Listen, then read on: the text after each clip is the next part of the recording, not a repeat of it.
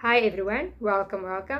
Today I continue to speak about unbelief and where unbelief comes from. So, unbelief doesn't appear overnight. It usually grows quietly after disappointment, delay, or pain. Unbelief often comes from unresolved experiences, not from a lack of knowledge about God. So, I'm going to read Proverbs 13, verse 12 that says, Hope deferred makes the heart sick, but when the desire comes, it is a tree of life. So, when prayers seem unanswered, when waiting feels endless, the heart starts to protect itself. And instead of saying, God can, we say, I've tried that before. Here's an example that I want to use of Moses that was striking the rock in Numbers 20. So God had used Moses before to bring water from a rock. But this time, God gave a new instruction. Speak to the rock.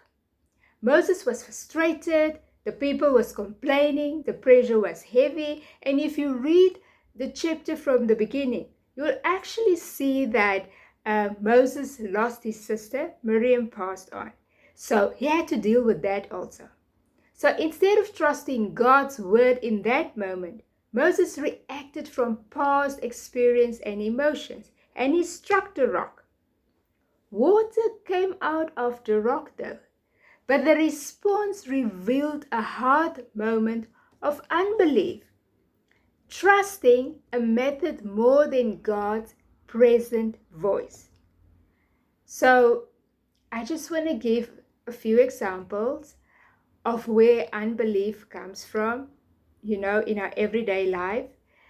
It had to do with disappointments that was never healed, familiarity that replaces dependence, pressure that pushes us to rely on old patterns, fear of being let down again. So, here is the truth.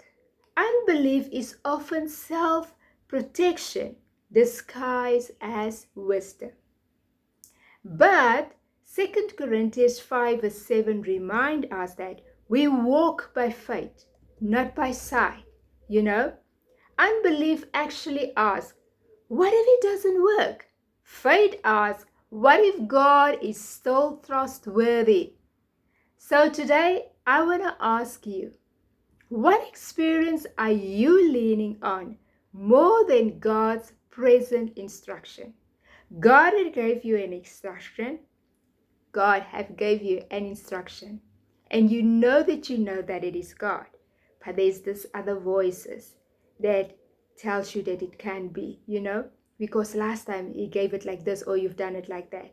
So I want to encourage you to say that God doesn't just want your obedience. He actually wants you to trust him. So when trust is restored in you, faith will have a room to rise again. You think you can give faith room to literally increase again? So without wasting any of your time, I just want to say, be blessed. I trust to see you in the next video.